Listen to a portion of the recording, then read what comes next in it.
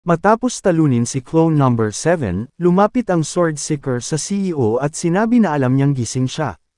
Ang CEO ay bumangon at nakiusap sa kanya na iligtas ang kanyang buhay, na sinasabi na hindi siya maaaring mamatay ngayon. Nagtanong ang CEO kung anong gusto niya, at sinabi ng Sword Seeker na dapat siya ang magsabi nun, at umaasa siya sa mga sagot niya na hindi magsisinungaling. Nagtanong siya sa CEO kung siya ang gumawa ng mga AI para sa kumpanya ng Tron, at kinumpirma niya ito na siya ang may gawa. Nagtanong pa siya kung ang boses ng AI ay boses ni Elisa at nagtanong kung kilala niya ito. Nang marinig ito, agad na bumangon ang CEO at hiniling na malaman kung paano niya nalaman ang pangalang iyon, at nagtanong ang Sword Seeker kung buhay pa siya. Ang Swordsman ay naghihinuha na siya ang isa sa mga mananaliksik na lumahok sa eksperimentong iyon, at kung kilala niya si Elisa, kilala niya rin ang iba pa. Pero ang CEO ay patuloy na binobomba siya ng mga tanong, at binanggit ng Sword Seeker ang tungkol sa kasintahan ni Elisa na si Liber.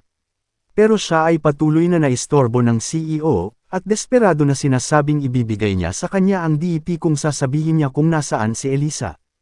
Sa huli ay nagsawa na ang Swordsman sa kanyang mga tanong at sinabihan siyang tumahimik, na sinasabi na siya dapat ang magtatanong.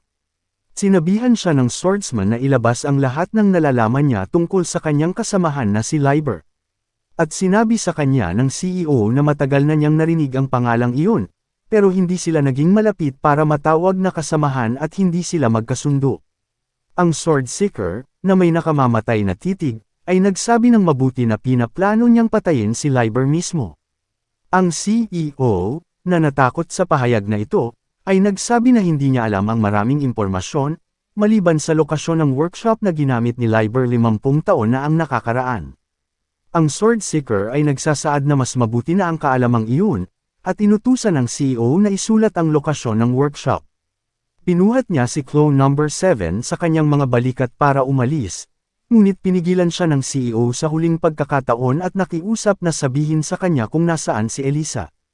Pero ang Swordsman ay nagbukas na ng teleportation scroll at umalis nang walang sinasabi. Lumipat ang eksena kay Sang-woo sa academy kung saan nakatanggap siya ng tawag sa telepono mula sa Heritage, na nagpapaalam sa kanya na nabawi na nila ang kanyang clone. Ipinaliwanag nila kay Sang-woo na si Number 7 ay naeksperimentuhan at binura ang kanyang memorya, kaya hiniling nila na bigyan ng utos si Number 7 upang makipagtulungan muli sa kanila.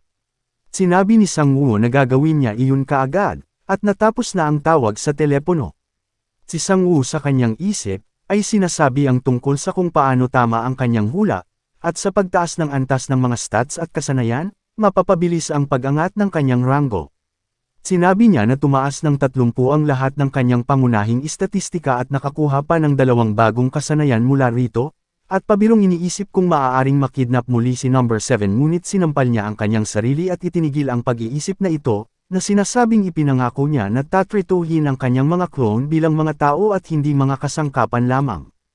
Si Sang-woo na umalis sa academy ay tuwang-tuwa nang maisip kung paano niresolba ang lahat ng kanyang mga isyu mula sa pagbabalik ng kanyang clone, at sa pagresolba sa problema sa ninakaw na bangkay ng mga halimaw.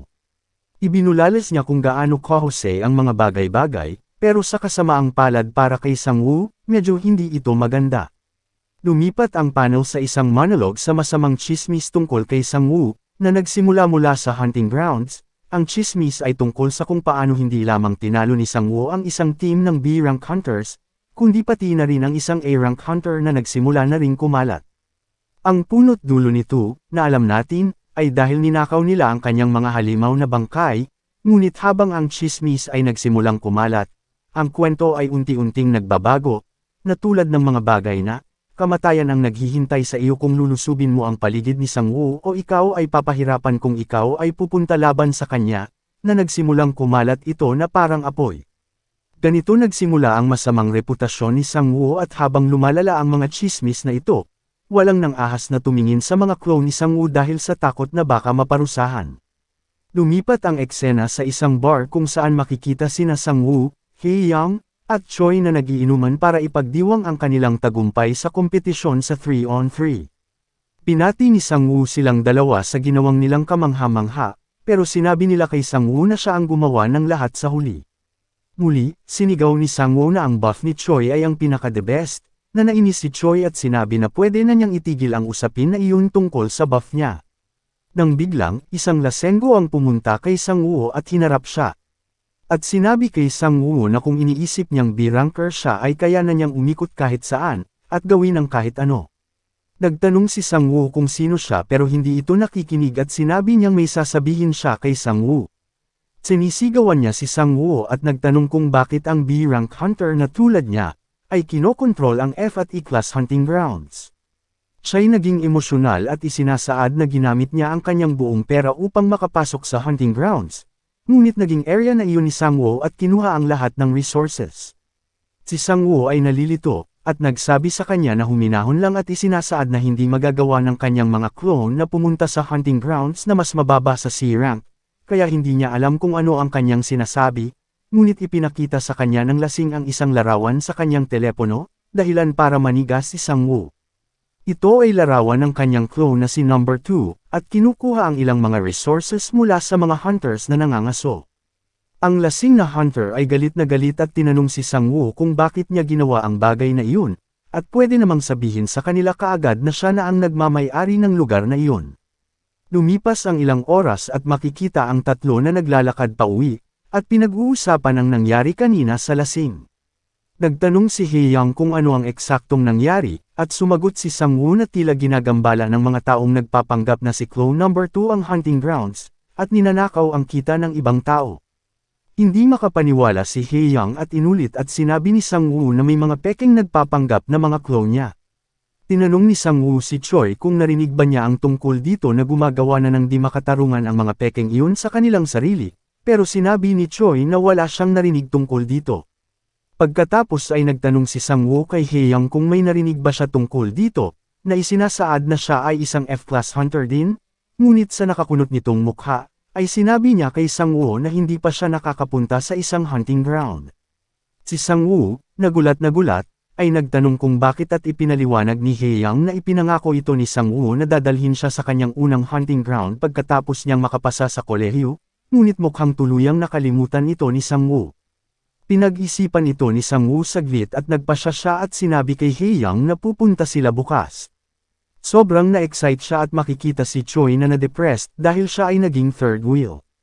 Kinabukasan makikita si Sang-woo sa ahensya ni Mr. Kang habang naghahanda siyang pumunta sa hunting ground kasama si Hae-young. Nagtanong si Mr. Kang kung bakit siya mismo ang pupunta sa hunting grounds, kung saan ang kanyang mga clone ang palagi niyang inuutusan na gawin iyon.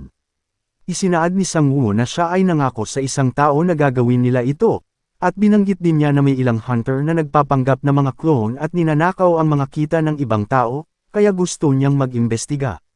Natigilan si Mr. Kang sa narinig at hindi makapaniwala, pero ipinakita sa kanya ni Sang-woo ang larawan.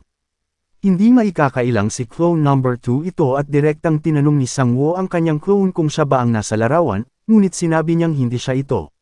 Isinaad ni clone number 2 na hindi siya kailanman umalis sa ahensya ni Mr. Kang dahil sa mga utos ni Sang-woo, at kung ihahambing ang lalaki sa larawan, ito ay mayroong 2% na mas malaking mukha, 5% na mas makitid na mga balikat at ang kanilang itaas na katawan at ibabang bahagi ng katawan ay malaki.